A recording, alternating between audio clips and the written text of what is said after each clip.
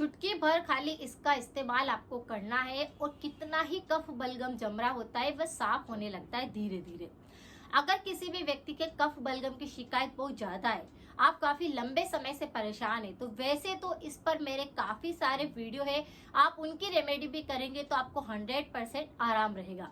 लेकिन आज मैं आपके लिए जबरदस्त उपाय लेके आई हूँ, क्योंकि जैसे ही मौसम बदलता है हम देखते हैं कि सर्दी जुकाम के साथ में ही कफ बलगम की शिकायत इतनी ज्यादा होने लगती है कि व्यक्ति सांस भी नहीं ले पाता है। तो कफ बलगम अगर शरीर के अंदर जमा हो रहा है, आपको लग रहा है कि आपके सीना भारी है, आपके लंग्स के अंदर दिक्कत हो रही है, आपको साइनस है, आपके नाक के अंदर इस तरह का लगता है कि कफ बलगम बहुत ज्यादा जम रहा है, तो ये उपाय आप जरूर करिए और उन लोगों के साथ जरूर शेयर करिए। लाइक करना बिल्कुल मत भूला कीजिए, क्योंकि इससे मेरे को मोटिवेशन मिलता है। बात करी जाए कि कफ बलगम जमता क्यों है, तो जैसे कि बदलता मौसम रहता है तो कफ बलगम की शिकायत ज्यादा होने लगती है।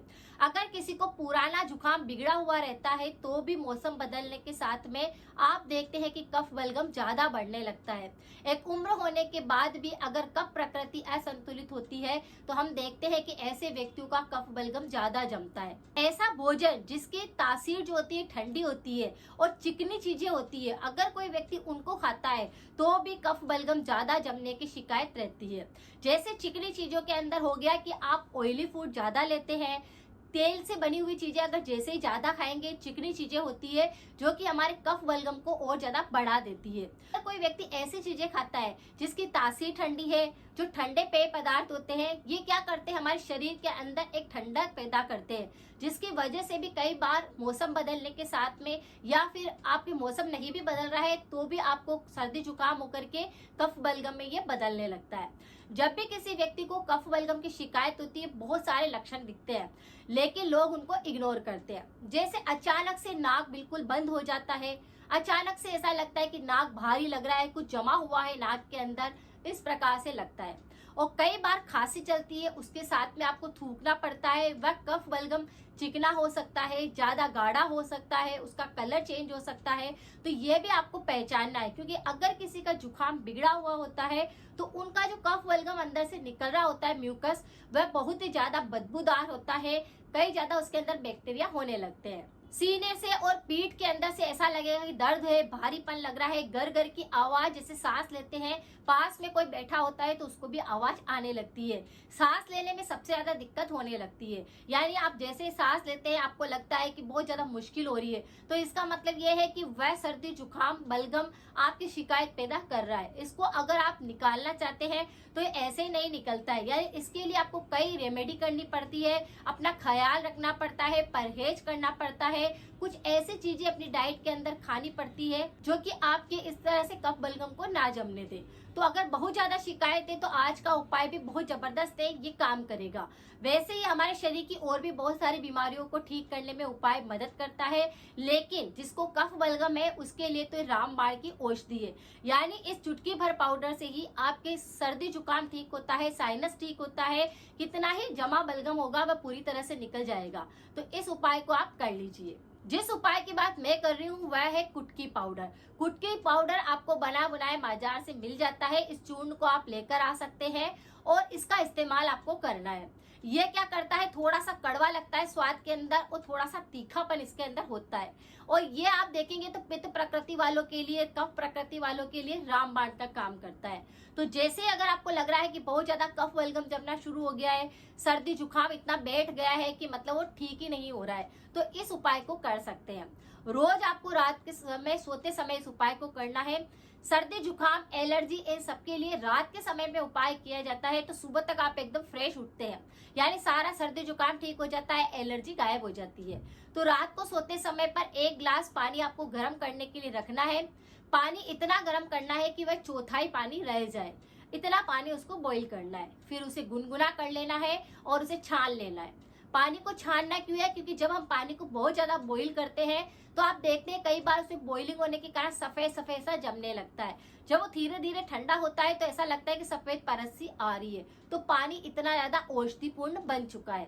अब इसके अंदर कुटकी का चुटकी भर पाउडर हमको इसमें ऐड कर देना है और इस पानी को रात को सोते समय पर धीरे धीरे घूट घूट करके आपको पीना है। यानी बिल्कुल धीरे धीरे अगर आप इसको पिएंगे तो आपके पूरे लंग्स के अंदर इतना अच्छा महसूस होएगा, आपके ऑक्सीजन सही नहीं जा रहा था वह जाएगा, आपकी सांस रुक रही थी वह ठीक हो जाएगी, पूरा कफ बलगम साफ होने लग जाएगा, नाक खुलने लग जाएगा, मुंह में इसकी वजह से बहुत ज्यादा बलगम निकलने के कारण बदबू आ रही थी, चिकनापन आ रहा था, या वहां पर आपको लग रहा था कि और भी बैक्टीरिया का इन्फेक्शन हो गया है, मुंह की इम्यूनिटी कमजोर हो गई है, तो ये उसको सही करेगा। यानी बहुत ही जबरदस्त उपाय है। इसको धीरे धीरे करके अगर आप पिएंगे तो ये म्यूकस जितना भी आपके अंदर जम रहा होगा ये आपकी सोच के द्वारा बाहर निकल जाएगा, आपको पता भी नहीं चलेगा। साइनस वालों के लिए भी बहुत अच्छा काम करेगा। तो गुटकी का जो पाउडर है ये आपके साइनस को भी ठीक करता है। कोल्ड कफ बहुत ज्यादा हो रहा होगा तो उसको ठीक करेगा। सर्दी जुकाम किसी का बहुत ज्यादा बिगड़ चुका होता है, जिसके नाक पूरी दिन भर चलता रहता है, उसके भी ये उपाय काम करेगा। तो ये उपाय करते ही आपको बहुत अच्छा रिलीफ महसूस होएगा। और इस उपाय को रात को सोते जा रहे हैं तब आपको करना है, उसके बाद आपको कुछ भी खाना पीना नहीं है। बस ये छोटा सा उपाय है, लेकिन कितना ही जमा हुआ कफ बलगम होगा वह पूरी तरह से बाहर निकलने लग जाएगा। जब भी हम कोई रेमेडी कर रहे होते हैं तो मैं उपाय के साथ में परहेज जरूर करने चाहिए। तो परहेज यहाँ पर यही है कि आपको चिकनी चीजें नहीं खानी है, आपको तली हुई चीजें ज्यादा नहीं खानी है, आपको ठंडी तासीर की चीजें नहीं खानी है, और आपको खाना खाने के वक्त में ठंडा और गर्म एक साथ नहीं खाना है। जैसे ही किसी व्यक्ति का पाचन खराब होता है, उसके सर्दी जुकाम की एलर्जी होती है और कफ बलगम होने लगता है, लंग्स कमजोर होने लगते हैं, तो ये सारी दिक्कतें इसी कारण होने लगती है।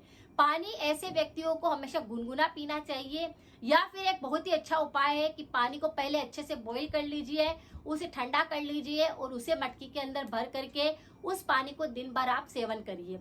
यह भी औषधि युक्त पानी होता है, ये हमारे शरीर की 100 बीमारियों से भी ज्यादा दूर करता है बीमारियों को।